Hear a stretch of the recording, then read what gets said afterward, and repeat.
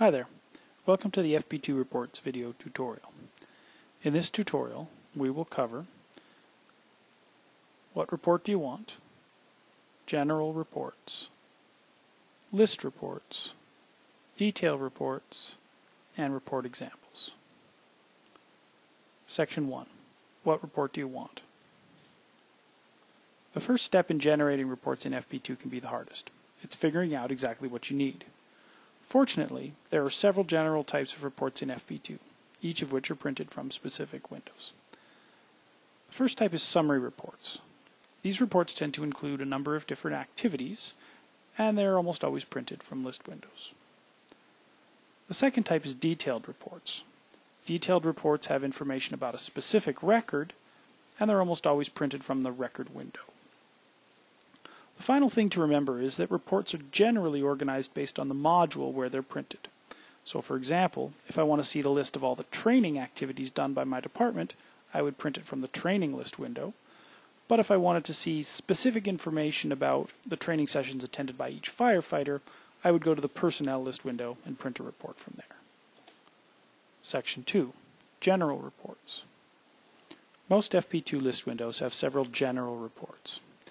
General reports can be accessed using the print button on the action bar at the top of the list window. For example, in the properties list window, there are a number of general reports available, such as properties with a specific hazmat. General reports search all records in the module to find their results. Many general reports will also have other search parameters that you need to use. For example, if we run a properties with specific hazmat report, we get a parameters screen where we can enter hazmat information. FP2 will then search for all properties that have the selected hazmat information attached and display them on the report. The important thing to remember about general reports is that they each have their own search parameters, and they often search for very specific information within the module that they're attached to. Section 3. List reports. General reports aren't the only reports that you can print from a list window. On the right side of the list section are two other buttons that also print reports, but they work a little bit differently.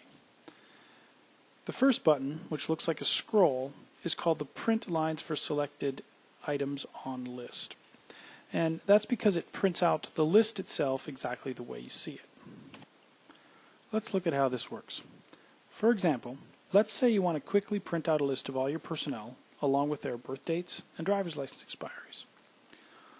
All I have to do is modify the template options on the list, get the columns that I want showing, sort the list by whatever column I want, and then hit the Print List button. The resulting report will mirror the list exactly. There is a drawback to printing reports from here, though. The report can only display as much as it can print on a page widthwise. So if I add many more columns, say 3 or 4 more,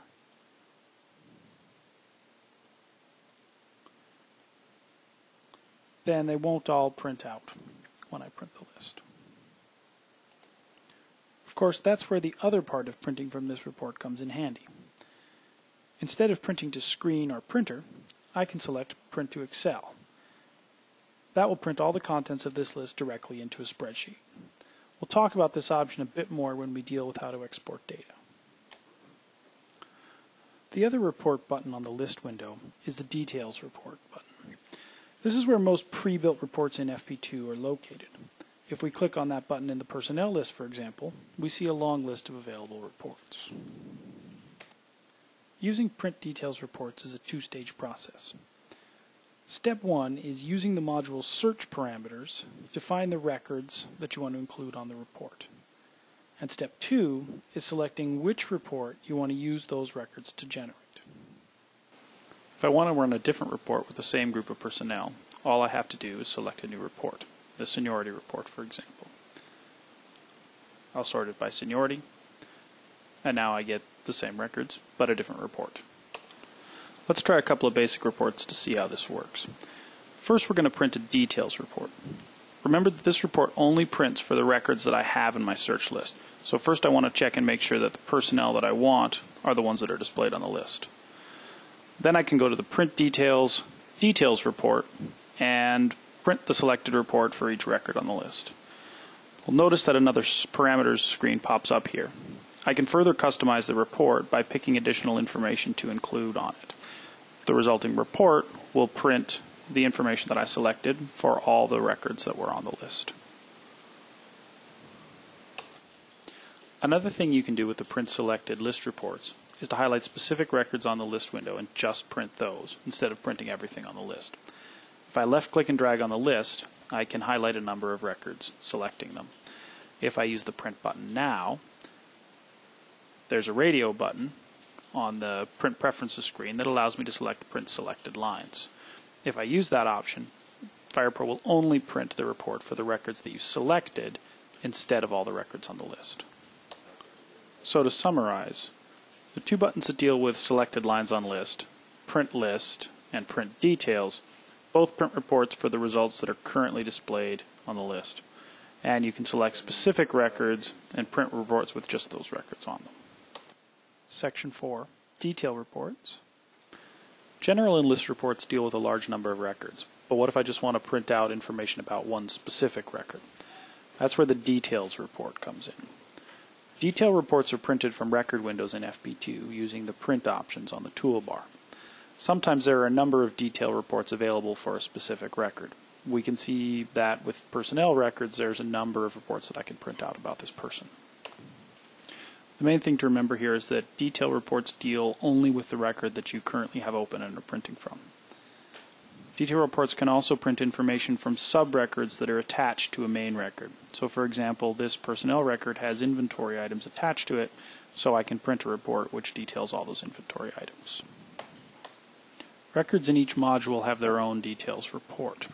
The most commonly used details report is the incident details report, and that can be printed in the same way as the other detail reports from an incident record. If the print details menu has an option which just says print, that option prints the details report. Section 5, Report Examples.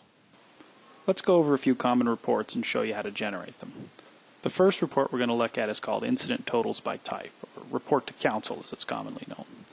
This report deals with multiple incident reports, so we know right away that we run it from the incident list window. Let's assume we want to see this report for incidents from last year. Since the list window reports use the records from our list window, we have to do a date range search first. I'll do that for last year, and then run the report. We can see that we have 324 incidents from last year. Now we go to the Print Details Reports and select Totals by Type. The parameter window has an Include section which lets us pick which columns we want to appear on the report, and a couple checkboxes which lets us subtotal the report by month or subtotal it by station. In this case, I'm going to subtotal by month and generate the report. This gives us a report that's organized first by month, then by response type within each month, and it shows us the columns that we've selected and subtotals for each month, and down at the very bottom of the report we have totals for the entire time period. This number, we'll notice, matches up with the number of incidents that we saw on our list window. The next report we'll look at is from the Personnel module. It's called the Training and Incident Hours Summary. Some departments will show this as a Training and Incident Point Summary, but it's essentially the same report. Again, this report deals with multiple personnel records, so we know to print it from the Personnel list window. I have to look at one of the sub-menus to access the report, and again, this report is only run from the personnel records that I currently have on my list window. This report also has a parameters window, and it's one that's worth looking at in some detail. You'll notice that there's a date range parameter and a station parameter here, and that's because we're not just looking at personnel records on this report. We're looking at incident and training records that are attached to those personnel records.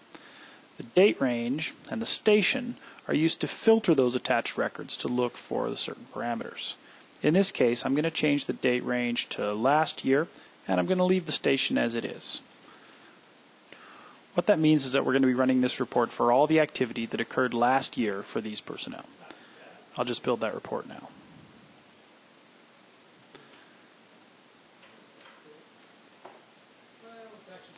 So as you can see, this report takes all the training and incident activity for each personnel and arranges them chronologically. And it shows you the total time for each occurrence. And then, in each section, it shows you the total time for each category. This can be a very useful report when troubleshooting compensation or just reviewing your attendance totals. One important thing to remember, though, the incident report times on this report are broken up into two columns: the first hour and then all subsequent time after that. Incidents under 1 hour are automatically rounded up to 1 hour. Finally, we'll look at a report from the inventory module called Scheduled Service. This report is used to print out a schedule for servicing inventory items. It's dealing with multiple inventory items, so we know we print it from the inventory list window. And it's also a for selected lines on list report, so we know we have to search for records we want before we actually run the report. I'm going to search for all inventory items in the apparatus pumper subcategory, and then I'm going to run the scheduled service report. The parameter window lets you pick a date range. So this report is searching for all service that is scheduled to occur within that date range. I'm going to pick this year. Remember, when you're running preventative reports, you don't want to pick this year to date because you want to see service that's upcoming. The printed report displays all the scheduled servicing that falls within that date range for the selected inventory items. The report is organized by category, subcategory, and then by scheduled service type. This makes it an excellent report to run on a monthly or quarterly basis, giving you the information that you need to plan your servicing timetables. This concludes the FP2 report video tutorial. Remember to check back regularly for additional video tutorials.